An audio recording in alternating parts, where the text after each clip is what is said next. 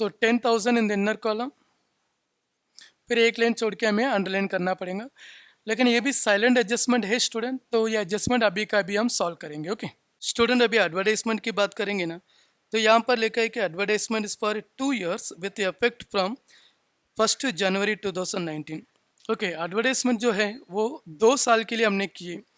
तो एडवर्टाइजमेंट का अमाउंट जो खर्चा किए ना स्टूडेंट, वो ये साल के लिए नहीं, हमने फॉर 2 years के लिए बल्क अमाउंट में खर्चा करके रखा है।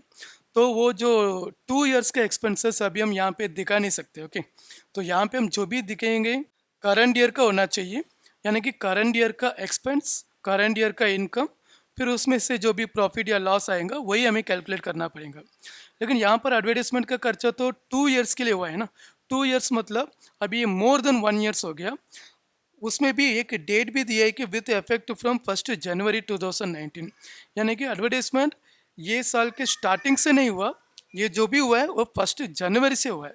तो यहाँ पर अभी वर्किंग नोट क्या आएगा कि अभी एडवर्टाइजमेंट का एक्सपेंसेस एक्चुअली ज़्यादा हो गया, ज़्यादा मतलब प्रीपेड हो गया, तो अभी हमें प्रीपेड को यहाँ पे कैलकुलेट करना पड़ेगा। So we are going to calculate the prepaid advertisement expenses, यानी कि एडवर्टाइजमेंट के एक्सपेंसेस हमने ज़्यादा करके रखा है, तो कितना ज़्यादा किए, ये साल के आगे भी कुछ करके रखा है 2 years के लिए, तो कितना ज़्यादा किए वो अभी हम कैलकुलेट करेंगे। ओके चलो इसके लिए एक वर्किंग नोट आएगा और ये हमारा सेकंड वर्किंग नोट है। So working note number 2, calculation of prepaid advertisement. Okay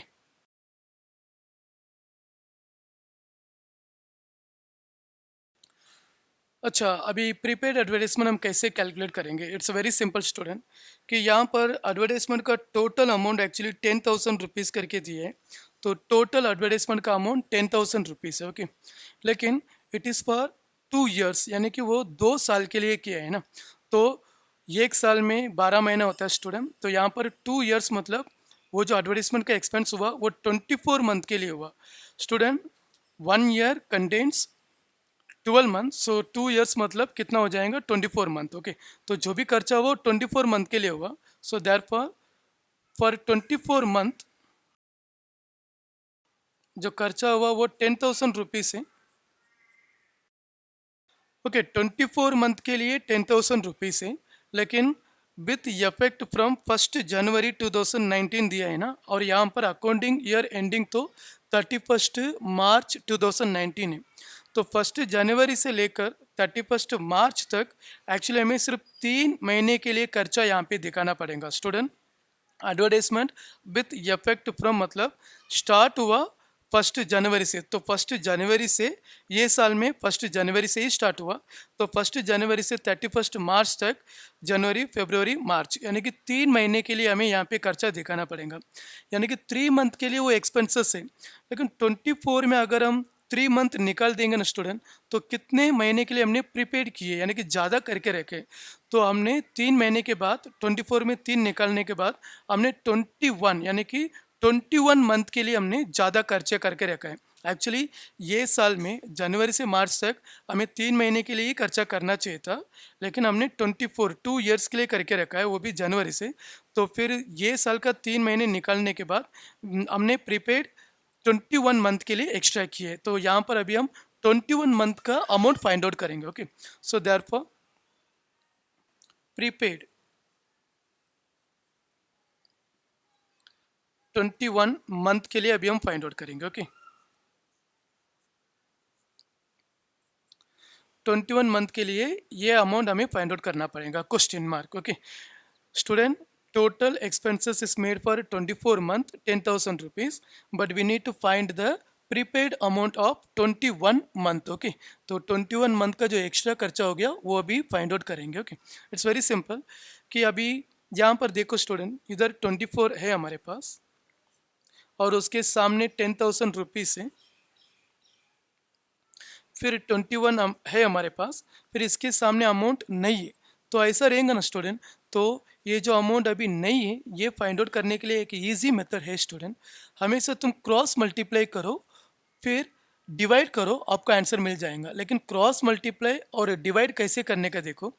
अभी यहाँ पर तुम क्रॉस क्रॉस में देखो स्टूडेंट, 24 के क्रॉस में देखो, इधर अमाउंट नहीं है, तो यहाँ पर सिंगल अमाउंट है ना, सिंगल नंबर है ना, तो इसे कुछ मत करो अभी। अभी यहाँ पर क्रॉस क्रॉस में देखिए दो अमाउंट है, मतलब दो नंबर है हमारे पास। पहले जहाँ पे दो नंबर रहेगा इन दोनों को हमें पहले मल्टीप्लाई करना पड़ेगा, यानी कि 21 into 10,000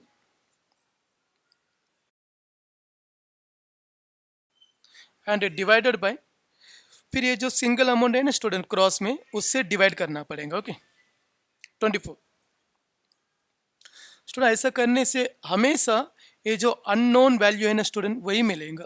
student repeating one second, suppose मेरे पास ऐसा कुछ है कि 2 महीने के लिए 2,000 रुपीज़, फिर 4,000 रुपीज़ कितने महीने के लिए रहेगा।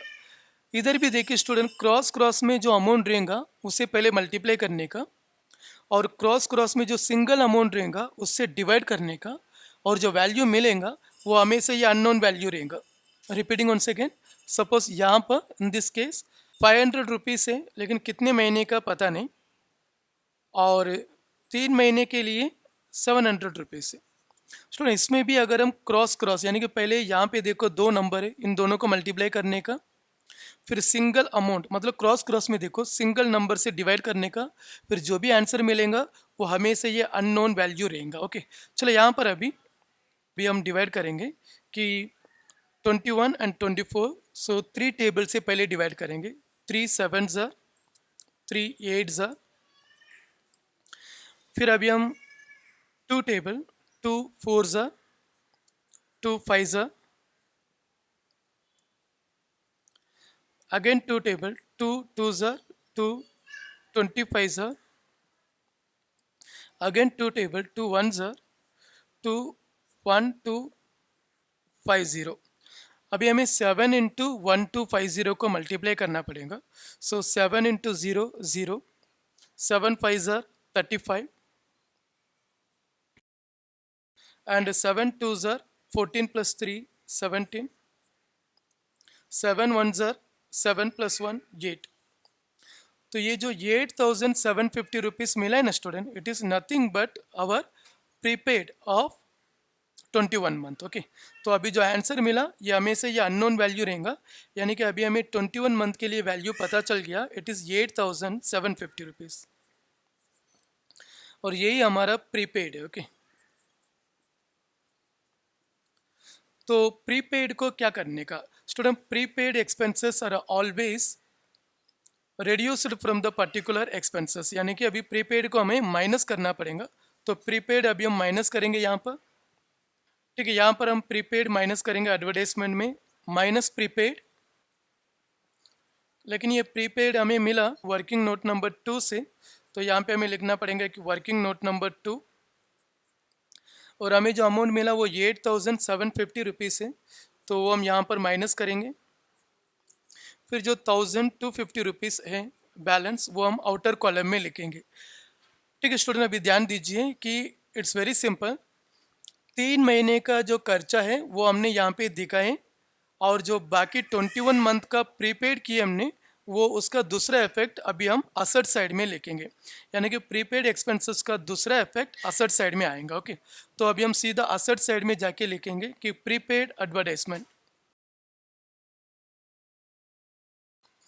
और ये प्रीपेड एडवर्टाइजमेंट का अमाउंट एक्चुअली 8,750 रुपीज़ है। Okay student 8,750। चलो इसके बाद अभी देखते स्टूडेंट सैलरीज, ये तो प्रॉफिट एंड लॉस अकाउंट में आएगा, तो प्रॉफिट एंड लॉस अकाउंट में अभी हम लिखेंगे कि 2 सैलरीज। स्टूडेंट सैलरीज का अमाउंट 3,800 करके दिया है, लेकिन उसमें एक एडजस्टमेंट है स्टूडेंट, तो वो अभी हम इनर कॉलम में लिखेंगे कि 3,800, फिर ये एक लाइन छोड़ के हमें अंडरलाइन करना पड़ेगा फॉर एडजस्टमेंट। फिर सैलरीज के बाद रेंट दिया है स्टूडेंट, वो भी प्रॉफिट एंड लॉस अकाउंट में ही आएगा, टू रेंट, एंड रेंट का amount 1,500, it is also in the inner column. फिर इसमें भी एक एडजस्टमेंट है, तो हम एक लाइन छोड़ के अंडरलाइन करेंगे। फिर उसके बाद जो ड्राइंग्स दिया है स्टूडेंट वो तो हमने पहले ही रिकॉर्ड कर दिए कि पार्टनर्स कैपिटल अकाउंट में। ओके फिर उसके बाद ये जो फर्नीचर दिया है ये असेट साइड में जाएगा, सो असेट साइड में फर्नीचर,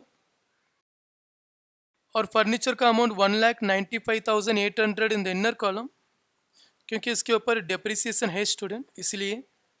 फिर उसके बाद बिल्स रिसीवेबल ये भी असेट साइड में ही आएगा, और बिल्स रिसीवेबल का amount 20,700 in the outer column, क्योंकि इसमें टिक मार्क नहीं है, यानी कि एडजस्टमेंट नहीं है। फ्री होल्ड प्रॉपर्टी, तो फ्री होल्ड प्रॉपर्टी भी असेट साइड में ही आएगा, सो फ्री होल्ड प्रॉपर्टी, और फ्री होल्ड प्रॉपर्टी का amount 41,000 in the outer column since there is no adjustment. Okay, so free hold property तक अभी रिकॉर्ड किए स्टूडेंट, ये डेबिट बैलेंस सब हो गया। अभी हम क्रेडिट बैलेंस में ध्यान देंगे।